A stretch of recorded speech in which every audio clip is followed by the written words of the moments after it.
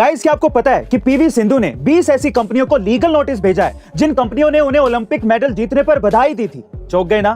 और अब आप ये सोच रहे होंगे कि किसी को जीत की बधाई देने पर कोई केस कैसे कर सकता है। जी हाँ गाइस, बिल्कुल होता है। दरअसल पीवी सिंधु ने जैसे ही टोक्यो ओलंपिक में ब्रॉन्ज मेडल जीता था, वैसे ही विक्स, पान बहार और हैप्पीडेंट जैसी कंपनियों ने अपने सोशल मीडिया पर पीवी सिंधु को बधाई देने के लिए पोस्ट को शेयर कर दिया।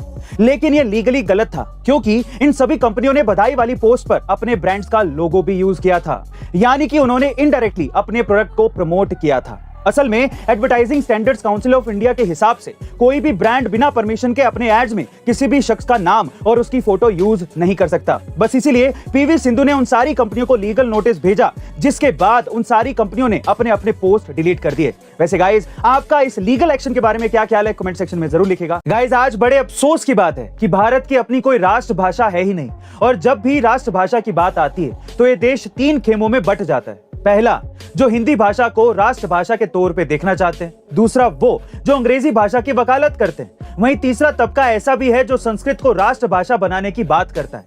डॉक्टर भीमराव अंबेडकर इसी खेमे में थे।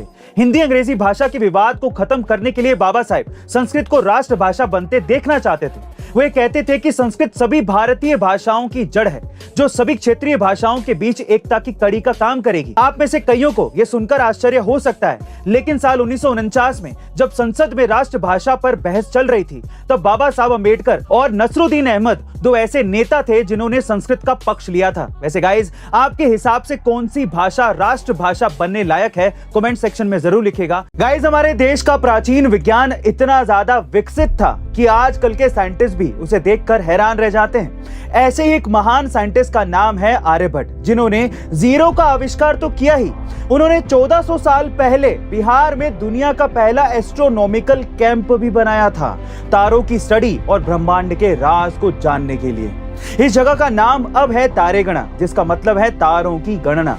आर्यभट्ट कितने महान वैज्ञानिक थे, उसका अंदाजा इस बात से लगाया जा सकता है कि अब 1400 साल बाद भी सूर्य ग्रहण जैसी घटनाओं को और बेहतर तरीके से जानने के लिए वैज्ञानिक तारे गणा ही जाते हैं, और आज भी आर्यभट्ट की सारी खोज सटीक पाई जाती है। गाइस, महान आर्यभट्ट और बिहार हमारे इतिहास का गोल्डन हिस्सा है, जिसे हमें कभी भी भूलना नहीं चाहिए। गाइस, आपने कई बार शराब के नशे में कुछ लोगों को रोड पर या पब्लिक प्लेसेस पर या फिर घर में हंगामा करते देखा होगा, पर क्या आपने किसी को हवाई जहाज में शराब पी के बवाल करते देखा है, जिसकी वजह से पायलट ने फ्लाइट उड़ाने तक से मना कर दिया हो? जी हाँ गाइस, ये घटना घटी है 6 जुलाई को इंग्लैंड के लिवरपूल में।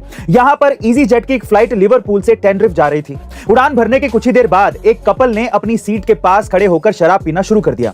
इस दौरान स्टाफ ने शराब और सिगरेट ना पीने के लिए अनाउंसमेंट भी की, लेकिन कपल पर इसका कोई असर नहीं हुआ। इसके बाद कपल टॉयलेट में जाकर सिगरेट पीने लगा, जिसको देखते हुए पायलट ने अनाउंस कर दिया कि फ्लाइट को हम लिस्बन वापस डाइवर्ट कर रहे हैं। पायलट की बात सुनने के बाद कपल ने हंगामा शुरू कर दिया। वे फ्लाइट के दरवाजे पर लात मारने लगे। कपल को लिस्बन में उतारने के बाद पुलिस के हवाले कर दिया गया। इसके बाद फ्लाइट अपने तय समय से करीबन 1.5 घंटे बाद डेस्टिनेशन पर पहुंच पाई। गाइस, आपका इस कपल की हरकत के बारे में क्या कहना है? कमेंट सेक्शन में जरूर लिखेगा, और ऐसी अमेजिंग वीडियोस के लिए शेयर, सब्सक्राइब एंड लाइक। मिलते हैं अगली वीडियो में।